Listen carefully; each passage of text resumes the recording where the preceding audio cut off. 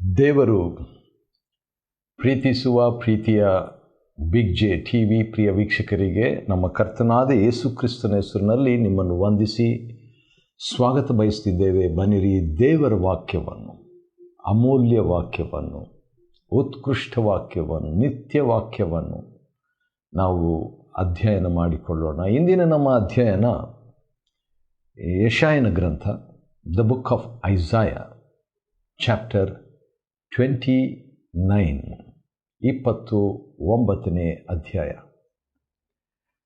29ನೇ ಅಧ್ಯಾಯ ಅಯ್ಯೋ ಎಂದು ಪ್ರಾರಂಭವಾಗುತ್ತದೆ. ಹಾಗಾದರೆ ಅಲ್ಲಿ ಒಂದು ವಿಷಾದಕರವಾದಂಥ ನ್ಯೂಸ್ ಇದೆ ಎಂಬುದಾಗಿ ನೋಡ್ತೇವೆ. ಮತ್ತು ಅದೇ ಸಂದರ್ಭದಲ್ಲಿ 2-3 ಭಾಗಗಳನ್ನಾಗಿ ಇದನ್ನು ನಾವು ಅಧ್ಯಯನ ಮಾಡಿಕೊಳ್ಳಲಿಕ್ಕಿದ್ದೇವೆ. ಒಂದೊಂದಾಗಿ ನಾವು ನೋಡೋಣ. ಬನ್ರಿ, ಯೆಶಾಯ 29ನೇ ಅಧ್ಯಾಯ. ಅರಿಯೇಲೆ ಅರಿಯೇಲೆ ಎಂಬುದಾಗಿ ಪ್ರಾರಂಭವಾಗ್ತದೆ. ಅರಿಯೇಲ್ ಅಂಥೇಳಿದರೆ, ಅರಿ ಅಂಥೇಳಿದರೆ ಸಿಂಹ, ಏಲ್ ಅಂಥೇಳಿದರೆ ದೇವರಿಗೆ ಬಳಸುವಂಥ ಹೀಬ್ರೂ ಪದ lion of god. Lion of god, ದೇವರ ಸಿಂಹ, ದೇವರ ಸಿಂಹ ಎಂಬುದಾಗಿ. ಯಾವ ರೀತಿಯಾಗಿ ದೇವರ ಮನುಷ್ಯ ಎಂಬುದಾಗಿ ಹೇಳ್ತೀವಲ್ಲ, ಆ ರೀತಿಯಾಗಿ ದೇವರ ಸಿಂಹ.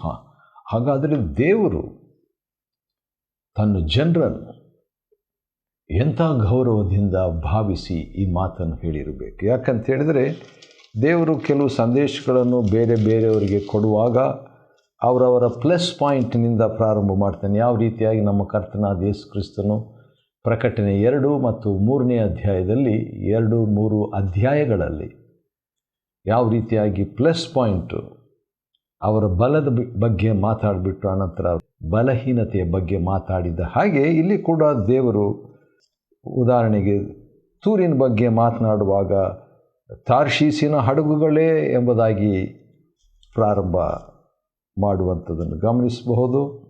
ಮತ್ತು ಅದೇ ರೀತಿಯಾಗಿ ಇನ್ನೊಂದು ಕಡೆ ನೋಡುವಾಗ ಕೂಸ್ ದೇಶದ ವಿಷಯವಾಗಿ ಮಾತನಾಡುವಾಗ ವೇಗವುಳ್ಳ ದೂತರೇ ಎಂಬುದಾಗಿ ಅವರ ಪ್ಲಸ್ ಪಾಯಿಂಟ್ ಬಳಸಿ ಮಾತನಾಡ್ತಿದ್ದಾರೆ.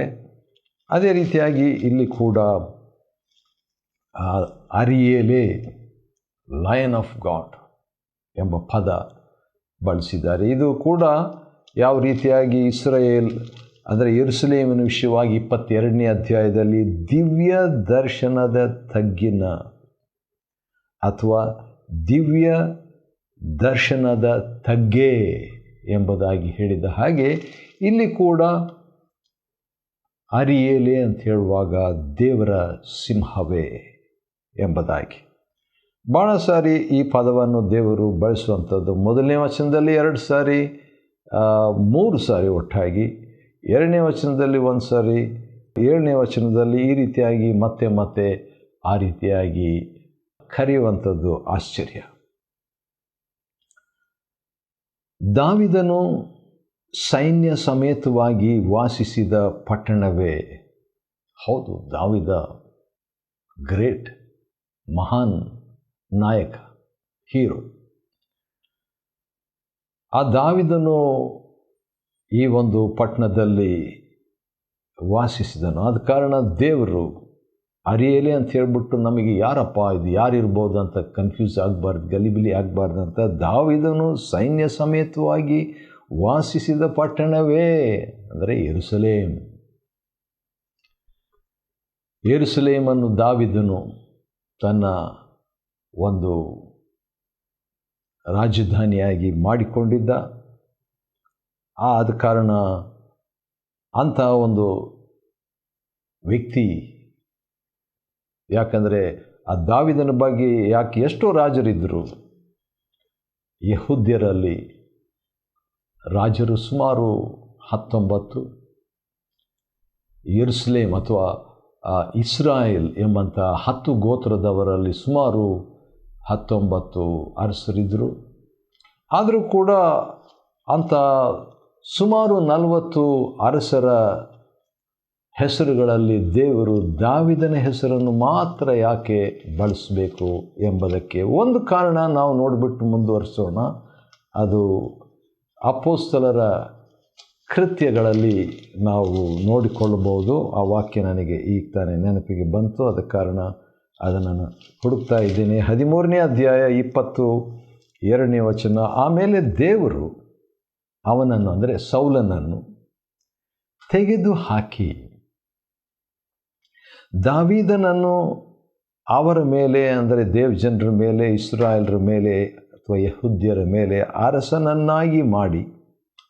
ಈಗ ದೇವರು ದಾವೀದನ ಬಗ್ಗೆ ಏನು ಹೇಳ್ತಾನೆ ಕೇಳಿಸ್ಕೊಳ್ಳೋಣ. ಇಷಯನ ಮಗನಾದ ದಾವೀದನು ನನಗೆ ಸಿಕ್ಕಿದನು, ಅವನು ನನಗೆ ಒಪ್ಪುವ ಮನುಷ್ಯನು, ಅವನು ನನ್ನ ಇಷ್ಟವನ್ನೆಲ್ಲ ನೆರವೇರಿಸುವನು ಎಂಬುದಾಗಿ ದಾವೀದನ ವಿಷಯದಲ್ಲಿ ದೇವರು ಸಾಕ್ಷಿ ಹೇಳಿದನು.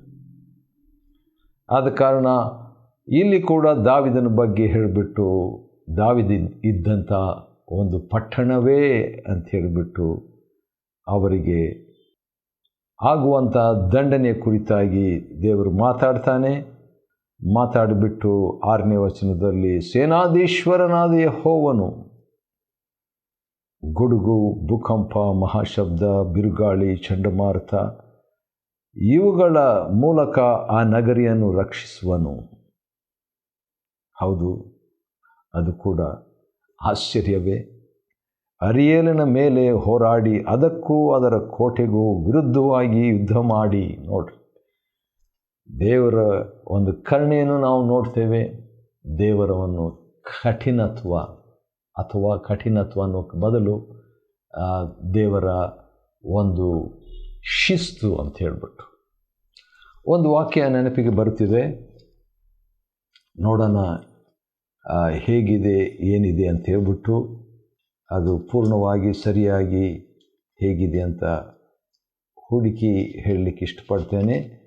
ಕೀರ್ತನೆಗಳಲ್ಲಿ ಇರುವಂಥ ಒಂದು ವಾಕ್ಯ 18ನೇ ಅಧ್ಯಾಯ, ಅಂದರೆ ದೇವರ ಬಗ್ಗೆ ಒಂದು ವಿಷಯ ಅಲ್ಲಿ ಬರೆದಿದೆ. ಅದನ್ನು 25ನೇ ವಚನದಲ್ಲಿ 25-26ರಲ್ಲಿ ನಾವು ನೋಡಿಕೊಳ್ಳೋಣ. ಕೀರ್ತನೆ 18:25 ದೇವರ ಬಗ್ಗೆ ಕೀರ್ತನೆಗಾರನು ಹೇಳುವಂಥದ್ದು. ಈ ಕೀರ್ತನೆಯನ್ನು ದಾವೀದನು ರಚಿಸಿದ್ದು. ನೀನು, ಅಂದರೆ ದೇವರು, ಕೃಪೆಯುಳ್ಳವನಿಗೆ ಕೃಪಾವಂತನು, ಆಶ್ಚರ್ಯ, ಒಳ್ಳೆಯದು. ದೋಷವಿಲ್ಲದವನಿಗೆ ನಿರ್ದೋಷಿ, ಅದು ಕೂಡ ಭಾಳ ಚೆನ್ನಾಗಿದೆ. ಶುದ್ಧನಿಗೆ ಪರಿಶುದ್ಧನು, ಆದರೆ ಮೂರ್ಖನಿಗೆ ವಕ್ರನೂ ಆಗಿರುವಿ. ಹೌದು, ದೇವರು ಆ ರೀತಿಯಾಗಿ ಯಾವಾಗ ದೇವಜನರು ಸರಿಯಾಗಿರ್ತಾರೋ ಆಗ ದೇವರು ಕೂಡ ಆತನ ಪೂರ್ಣ ಸ್ವಭಾವವನ್ನು ಅನುಭವಿಸ್ತೇವೆ. ಆದರೆ ನಾವು ದೇವಜನರಾದ ನಾವು ದೇವರಿಗೆ ವಿರುದ್ಧವಾಗಿದ್ದಾಗ ದೇವರು ನಮ್ಮನ್ನು ಒರಟಾಗಿ ನಡೆಸಬೇಕಾಗ್ತದೆ ಎಂಬಂಥ ಅನುಭವ ದಾವೀದನ ಅನುಭವ ಹಳೆ ಒಡಂಬಡಿಕೆಯಲ್ಲಿ. ಹೊಸ ಒಡಂಬಡಿಕೆಯಲ್ಲಿ ವ್ಯತ್ಯಾಸ. ಯಾಕಂತ ಹೇಳಿದ್ರೆ ಅದನ್ನು ಕೂಡ ನಾನು ಹೇಳಿಬಿಟ್ಟು ಮುಂದುವರಿಸಬೇಕಾಗ್ತದೆ. ಲೂಕನು ಬರೆದ ಸುವಾರ್ತೆಯಲ್ಲಿ ನಾವು ನೋಡುವಾಗ 17ನೇ ಅಧ್ಯಾಯ ಅಥವಾ 11ನೇ ಅಧ್ಯಾಯ ನೋಡೋಣ. ಅದರಲ್ಲಿ ಒಂದು ಮಾತಿದೆ. ಅದಾದ ನಂತರ ಸಾಧ್ಯವಾದರೆ ಮತ್ತಾಯನು ಬರೆದ ಸುವಾರ್ತೆಯಲ್ಲಿ ಕೂಡ ಒಂದು ಮಾತು ನೋಡಬಹುದು. ಅದೇನಂತ ಹೇಳಿದರೆ, ಲೂಕ 11ರಲ್ಲಿ ಪ್ರಾರ್ಥನೆ ನಮಗೆ ಮಾಡುವ ಹಾಗೆ ಕಲಿಸಿಕೊಡು ಎಂಬುದಾಗಿ ಹೇಳ್ತಾರೆ. ಸರಿ, ಆ ಪ್ರಾರ್ಥನೆ ಮಾಡುವಾಗ ನಂಬಿಕೆ ಬೇಕಲ್ಲ. 17ನೇ ವಚನದಲ್ಲಿ ನೋಡುವಾಗ, ನಿಮಗೆ 3ನೇ ವಚನ, ನಿನ್ನ ಸಹೋದರನು ತಪ್ಪು ಮಾಡಿದರೆ ಅವನನ್ನು ಗದರಿಸು, ಅವನು ಪಶ್ಚಾತ್ತಾಪ ಪಟ್ಟರೆ ಅವನನ್ನು ಕ್ಷಮಿಸಿಬಿಡು. ಇದು ನಮಗೆ ದೇವರು ಹೇಳಿದ್ದು, ನಾವು ಆ ರೀತಿಯಾಗಿ ಮಾಡ್ತೇವೆ. 4ನೇ ವಚನ, ಲೂಕ 17:4, ಅಲ್ಲಿ ಪ್ರಾರ್ಥನೆ ಬಗ್ಗೆ 11ನೇ ಅಧ್ಯಾಯ, ಇಲ್ಲಿ ವಿಶ್ವಾಸದ ಬಗ್ಗೆ, ಕ್ಷಮಿಸುವುದರ ಬಗ್ಗೆ. 11ನೇ ಅಧ್ಯಾಯದಲ್ಲಿ ತಪ್ಪು ಮಾಡಿದವರನ್ನು ನಾವು ಕ್ಷಮಿಸಿದಂತೆ ನಮ್ಮನ್ನು ಕ್ಷಮಿಸಂತ ಹೇಳಿಕೊಟ್ರು. ಆದರೆ ಇಲ್ಲಿ ತಪ್ಪು ಮಾಡಿದರೆ ಗದರಿಸು, ಪಶ್ಚಾತ್ತಾಪಟ್ಟರೆ ಕ್ಷಮಿಸು, ಹೇಗೆ ಕ್ಷಮಿಸಬೇಕು ಎಂಬುದಾಗಿ. 4ನೇ ವಚನ ಭಾಳ ಚೆನ್ನಾಗಿದೆ ಅಂದರೆ ಅರ್ಥಪೂರ್ವಕ, ಅದರಲ್ಲಿ ನಮ್ಮ ವಿಷಯಕ್ಕೆ ಸಂಬಂಧಪಟ್ಟಿದೆ. ಲೂಕ 17:4, ದಿನಕ್ಕೆ 7 ಸಾರಿ ನಿನಗೆ ತಪ್ಪು ಮಾಡಿ, ಯಾರಾದರೂ ಒಬ್ಬರು ದಿನಕ್ಕೆ 7 ಸಾರಿ ತಪ್ಪು ಮಾಡಿ 7 ಸಾರಿಯೂ ನಿನ್ನ ಕಡೆ ತಿರುಗಿಕೊಂಡು ನನಗೆ ಪಶ್ಚಾತ್ತಾಪವಾಯಿತು ಎಂದು ಹೇಳಿದರೆ ಅವನಿಗೆ ಕ್ಷಮಿಸು. ದಿನಕ್ಕೆ ಅಂತ ಹೇಳುವಾಗ 24 ತಾಸು. 24 ತಾಸು ಅಂತ ಹೇಳಿದಾಗ ಅದನ್ನು ಅರ್ಧ ಮಾಡೋಣ, 12 ತಾಸು ಮಾಡೋಣ. 12 ತಾಸು, 10-12 ತಾಸು ನಿದ್ದೆ, ಅರ್ಧ ದಿನ ನಾವು ಕೆಲಸ ಮಾಡ್ತೀವಿ. ಅಂದರೆ ಸುಮಾರು 12 ತಾಸಿನಲ್ಲಿ ಒಂದು 2 ತಾಸು ಕಡಿಮೆ ಮಾಡೋಣ. ಯಾಕಂದರೆ 12 ತಾಸು ಯಾರು ನಿದ್ದೆ ಮಾಡೋರು ಇದ್ದಾರೆ. ಆದರೆ 10 ತಾಸು ನಿದ್ದೆಗೆ ಅಂತ ಹೇಳಿದ್ರೆ ಉಳಿದಂಥ ಸಮಯ 14 ತಾಸು ಒಂದು ದಿನಕ್ಕೆ.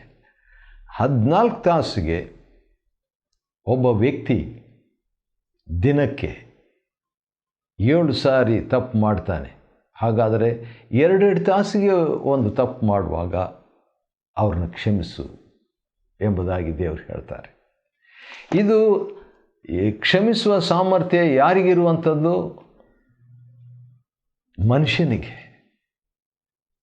ಮನುಷ್ಯನ ಕೆಪ್ಯಾಸಿಟಿ 2 ತಾಸಿಗೆ ಒಂದು ಸಾರಿ ಕ್ಷಮಿಸುವ ಸಾಮರ್ಥ್ಯ ಇದೆ. ಒಂದು ವೇಳೆ ಕ್ಷಮಿಸ್ತಾನೋ ಇಲ್ಲವೋ ಅವನಿಗೆ ಬಿಟ್ಟಿದ್ದು.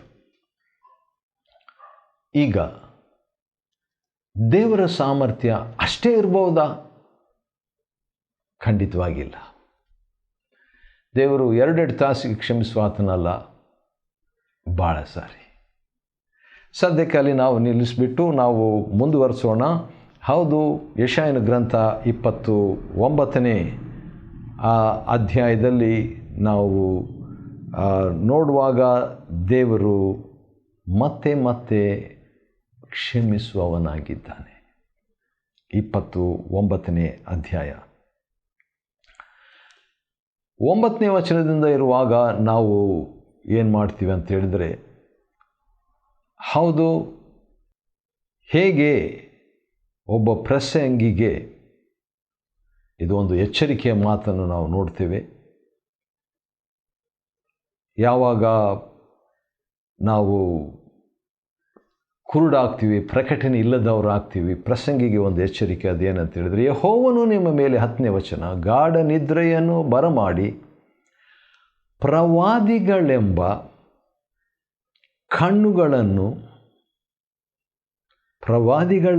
ಕಣ್ಣುಗಳನ್ನು ಮುಚ್ಚಿ ದಿವ್ಯ ದರ್ಶನಗಳೆಂಬ ತಲೆಗಳಿಗೆ ಮುಸುಕು ಹಾಕಿದ್ದಾನಷ್ಟೇ. ಯಾಕೆ ಪ್ರವಾದಿಗಳನ್ನು ದೇವರು ಮುಚ್ಚಿಬಿಟ್ಟಿದ್ದಾನೆ ಎಂಬುದಾಗಿ ನೋಡುವಾಗ, ದೈವ ದರ್ಶನವೆಲ್ಲ ಮುದ್ರೆ ಹಾಕಿದ ಶಾಸ್ತ್ರದ ಮಾತಿನ ಹಾಗಿದೆ. ಹೌದು, ಅದಕ್ಕಿಂತ ಮುಂಚೆ ದೇವ ಸೇವಕರು ದೇವರಿಂದ ತುಂಬದೆ ಇತರ ಲೌಕಿಕ ವಸ್ತುಗಳಿಂದ ತುಂಬಿದರೆ ದೇವರು ಪ್ರವಾದಿಗಳಿಗೆ ಬೆಳಕನ್ನು ಕೊಡೋದಿಲ್ಲ. ಆವಾಗ ವಾಕ್ಯವನ್ನು ಏನಾದರೂ ಅವರು ಯೂಸ್ ಮಾಡಿದರೆ 11ನೇ ವಚನ ಮುದ್ರೆ ಹಾಕಿಬಿಟ್ಟಿರ್ತಾನೆ, ಅರ್ಥ ಆಗೋದಿಲ್ಲ. ಅದನ್ನು ಅಕ್ಷರ ಬಲ್ಲವನಿಗೆ ದೇವರ ವಾಕ್ಯವನ್ನು ತಕ್ಕೊಂಡು ದಯಮಾಡಿ ಇದನ್ನು ಓದ್ರಿ, ಒಪ್ಪಿಸ್ರಿ, ಇದನ್ನು ಹೇಳ್ರಿ ವಚನದ ಅರ್ಥ ಅಂತ ಹೇಳಿದ್ರೆ ಅವನು ಒಂದು ವೇಳೆ ವಿವೇಚನೆಯುಳ್ಳ ವ್ಯಕ್ತಿಯಾಗಿದ್ದರೆ ಮುದ್ರೆ ಹಾಕಿದೆಯಲ್ಲ, ಆಗೋದಿಲ್ಲ. ಓದಿದರೆ ಅದರ ಅರ್ಥ ನನಗೆ ಗೊತ್ತಿಲ್ಲ ಎಂಬುದಾಗಿ ಹೇಳ್ತಾನೆ. ಅಂದರೆ ಇದು ಅಕ್ಷರ ಬಲ್ಲವನಿಗೆ. ಒಂದು ವೇಳೆ ಅಕ್ಷರವಿಲ್ಲದವನಿಗೆ ಅದನ್ನು ತಕ್ಕೊಂಡು ಹೋದರೆ ಏನಾಗ್ಬೋದು? 29, 12 ದಯವಿಟ್ಟು ಓದೆಂದು ಒಪ್ಪಿದರೆ ಅವನು ನನಗೆ ವಿದ್ಯೆ ಇಲ್ಲ ಅಂತ ಹೇಳ್ತಾನೆ. ಹಾಗಾದರೆ ಅಕ್ಷರ ಬಲ್ಲವನಿಗೂ ಅರ್ಥ ಆಗಲ್ಲ, ಅಕ್ಷರವಿಲ್ಲದವನಿಗೂ ಅರ್ಥ ಆಗಲ್ಲ ದೇವರ ವಾಕ್ಯ. ಯಾವಾಗ ದೇವರು ಆ ವಾಕ್ಯವನ್ನು ಮುದ್ರಿಸಿದಾಗ, ಮುದ್ರೆ ಹಾಕಿದಾಗ, ಯೋಹನ್ನು ಕೂಡ ಮುದ್ರೆ ಹಾಕಿದ ವಿಷಯವಾಗಿ ಪ್ರಕಟಣೆಯಲ್ಲಿ ಯಾರೂ ಅದನ್ನು ಬಿಚ್ಚಲಿಕ್ಕಾಗಲ್ಲ ಅಂತ ಹೇಳ್ಬಿಟ್ಟು ಅಳ್ತಾನ್ರಿ. ಸರಿ, ಈಗ 13ನೇ ವಚನ, ಯೆಹೋವನು ಈ ಜನರು ಮಾತಿನಿಂದ ನನ್ನನ್ನು ಸಮೀಪಿಸಿ ತುಟಿಯಿಂದ ನನ್ನನ್ನು ಸನ್ಮಾನಿಸ್ತಾರೆ, ಮನಸ್ಸು ದೂರ ಮಾಡಿಕೊಂಡು ಬಾಯಿಪಾಠವಾಗಿ ಕಲಿತಿರುವ ಮನುಷ್ಯರ ಆಜ್ಞೆಗೆ ಸರಿಯಾದ ಭಯಭಕ್ತಿಯನ್ನು ಮಾತ್ರ ನನ್ನಲ್ಲಿಟ್ಟಿದ್ದಾರೆ. ಹೌದು, ಇದೇ ಮಾತನ್ನು ನಮ್ಮ ಕರ್ತನಾದ ಯೇಸು ಕ್ರಿಸ್ತನು ಕೂಡ ಇದೇ ಮಾತನ್ನು ಮತ್ತಾಯ 15ನೇ ಅಧ್ಯಾಯದಲ್ಲಿ ಹೇಳ್ತಾನೆ. ಯಾಕೆ ಮತ್ತಾಯ 15ನೇ ಅಧ್ಯಾಯದಲ್ಲಿ ಈ ಜನರು ನನ್ನನ್ನು ಮಾತಿನಿಂದ ಸನ್ಮಾನಿಸ್ತಾರೆ, ಅವರ ಮನಸ್ಸು ದೂರವಾಗಿದೆ ಅಂತ ಯಾಕೆ ಹೇಳ್ತಾರೆ ಅಂತ ಹೇಳಿದ್ರೆ ಅದಕ್ಕೆ ಒಂದು ಕಾರಣ ಇದೆ. ಶಿಷ್ಯರು ಬಂದು ಯೇಸು ಕರ್ತನ ಹತ್ರ ಹೇಳ್ಬಿಟ್ಟು ಆ ಧಾರ್ಮಿಕ ನಾಯಕರು ನೀನು ಹೇಳಿದ ಮಾತಿಗೆ ಎಡವಿದ್ದಾರೆ ಅಂತ ಹೇಳಿದಾಗ ಆ ಮಾತು ಹೇಳ್ತಾನ್ರಿ. ಸರಿ, ಹೀಗಿರುವುದರಿಂದ 14ನೇ ವಚನ ದೇವರು ಮಾಡುವಂಥ ಒಂದು ವಿಚಿತ್ರವಾದ ಸಂಗತಿ 29, 14, ನಾನು ಈ ಜನರ ಮಧ್ಯದಲ್ಲಿ ಅಧಿಕಾಶ್ಚರ್ಯವೂ ಅದ್ಭುತವೂ ಆದ ಕಾರ್ಯವನ್ನು ಇನ್ನೂ ಮಾಡುವೆನು. ಇವರ ಜ್ಞಾನಿಗಳ ಜ್ಞಾನವು ಅಳಿಯುವುದು, ವಿವೇಕಿಗಳ ವಿವೇಕವು ಅಡಗುವುದು ಎಂಬುದಾಗಿ. ಸರಿ, ಮುಂದೆ ನಾವು ಓದಿಕೊಳ್ಳೋಣ. 29ನೇ ಅಧ್ಯಾಯ 15ರಿಂದ 24ವರೆಗೆ ಇರುವಂಥ ವಾಕ್ಯ ಭಾಗದಲ್ಲಿ, ಹೌದು, ದೀನರಿಗೆ ದೇವರು ಹೆಚ್ಚೆಚ್ಚಾಗಿ ಆನಂದ ಕೊಡ್ತಾನಂತೆ. 19ನೇ ವಚನ, ಅಬ್ರಹಾಮನನ್ನು ಉದ್ಧರಿಸಿದ ಯೆಹೋವನು ಈಗ ನಮಗೂ ವಿಶೇಷವಾದ ಸಹಾಯಕನಾಗಿದ್ದಾನೆ. ಹೌದು, ಯಾಕೋಬ್ಯರ ಸದಮಲಸ್ವಾಮಿಯ ಪ್ರತಿಷ್ಠೆ ಪಡಿಸಿ ಇಸ್ರಾಯೇಲರ ದೇವರಿಗೆ ನಡುಗುವರು. ತಪ್ಪಿದ ಹೃದಯದವರೆಲ್ಲರೂ, ಇದು 24ನೇ ವಚನ, ತಪ್ಪಿದ ಹೃದಯದವರೆಲ್ಲರೂ ವಿವೇಕಿಗಳಾಗುವರು, ಬಲಹೀನರು ಬಲವುಳ್ಳವರಾಗ್ತಾರೆ. ಆದರೆ ತಪ್ಪಿದ ಹೃದಯದವರು ವಿವೇಕಿಗಳಾಗ್ತಾರೆ. ಮತ್ತು ಗುಣಗುಟ್ಟುವವರು ಅವರು ಇದ್ದಾರಲ್ಲ, 29, 24, ಗುಣಗುಟ್ಟುವವರು ಉಪದೇಶವನ್ನು ಗಮನಿಸುವರು ಎಂದು ಕರ್ತನು ನುಡಿಯುತ್ತಾನೆ. ಆಶ್ಚರ್ಯವಲ್ಲವೇ? ಹೌದು, ದೇವರು ಯಾವಾಗಲೂ ಅದನ್ನು ನಿರಾಶೆಯನ್ನು ನಿರೀಕ್ಷೆಯನ್ನಾಗಿ ಮಾರ್ಪಡಿಸುವವನಾಗಿದ್ದಾನೆ. ಆತನ ನಾಮಕ್ಕೆ ಸ್ತೋತ್ರವಾಗಲಿ. ಹೌದು, ಯೆಶಾಯನ ಗ್ರಂಥ 29ನೇ ಅಧ್ಯಾಯವನ್ನು ಅಧ್ಯಯನ ಮಾಡಿಕೊಳ್ಳುವಂತೆ ದೇವರು ಕೊಟ್ಟ ಕೃಪೆಗಾಗಿ ಆತನಿಗೆ ಸ್ತೋತ್ರವಾಗಲಿ. ದೇವರು ನಿಮ್ಮನ್ನು ಆಶೀರ್ವದಿಸಲಿ.